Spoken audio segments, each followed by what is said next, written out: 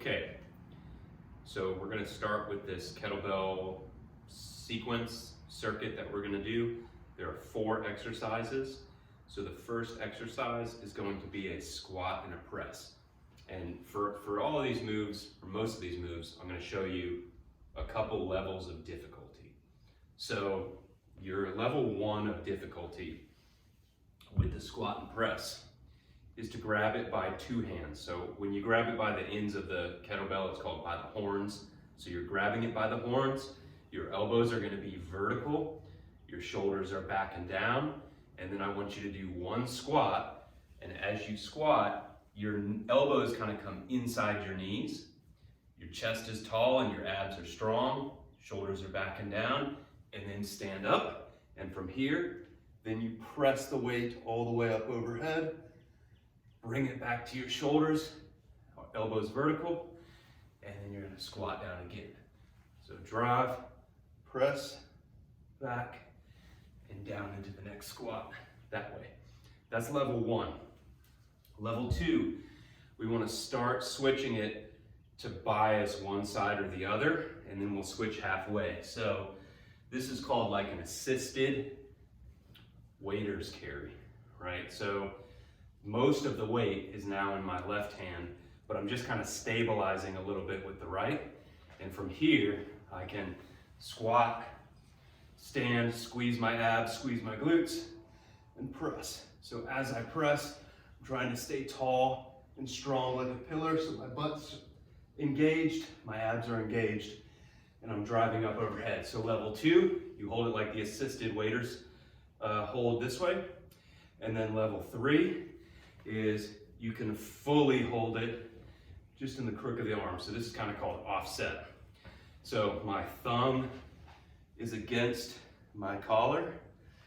My elbow is vertical, so I'm not kind of holding it up like this. I'm holding it down.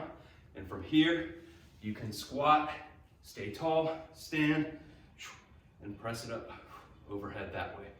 And when I press, I kind of keep my thumb's touching my collarbone.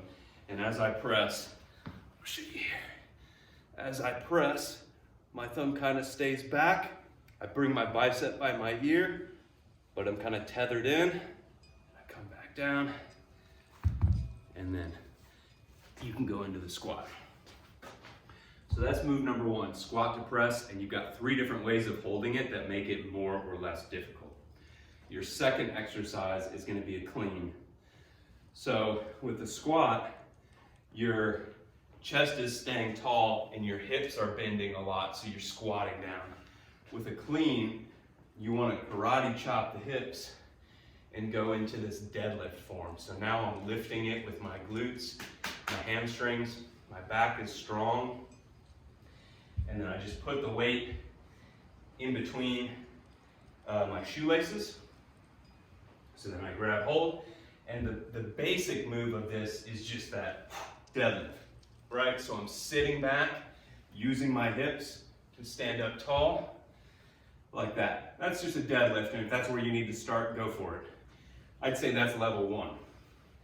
Level 2 turns this into a clean, where we go with power. We pop it up, we float the weight up, and we catch it by the horns. So it looks like this. Chest is tall, my hips are karate chopped back. I pop up with the hips, catch it, and send it back down. Catch it, send it back down. Just like that.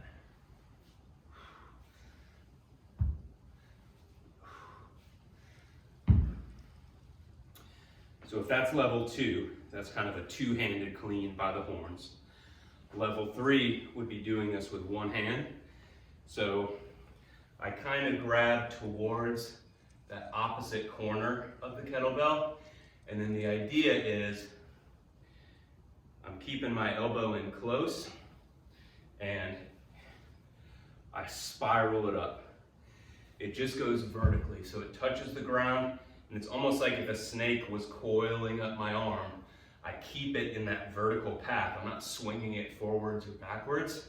I just bring it up with my hips, bring it back down. Spiral it up nice and smooth. And even when it's down here, my thumb is pointing back between my legs. And I use my hips to pop it up. So any of those variations, whether you deadlift, you double hand clean by the horns, or single arm, clean it up with one side. Where are we at time-wise? We're 5 minutes. All right. Exercise number 3 is just going to be a push-up. You can do a push-up any way you want. You can elevate it. I don't have anything here to elevate because my box is holding the camera, but you can push up on the knees. And the main points here just being your thumbs are kind of at nipple height when you're at the bottom. So I want my thumbs to be in line or maybe even a little lower than the nipples and drive up. You can also do just a full push-up that way. And then the last move is a little bit of a combination. So we're gonna do a row and then a deadlift. And so we're going back into that kind of hinged position. So you karate chop the hips, you sit back, which kind of loads the hips. You can grab the bell, and the first move is to row it. So without moving my torso at all, I'm just gonna pull with my shoulder blade, pull with the lat, row it up, touch it back down, and then stand up with it. And then I come back into the deadlift, row, back down, stand, row, stand. And I'm pulling it with my shoulder blade, so it's not just my elbow that's moving, but that whole shoulder blade pulls back towards the spine, and I pull the weight kind of towards my hip. And then use my hamstrings and butt to drive the weight up.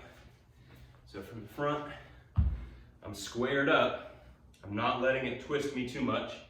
I row, stand, row, stand, row, stand.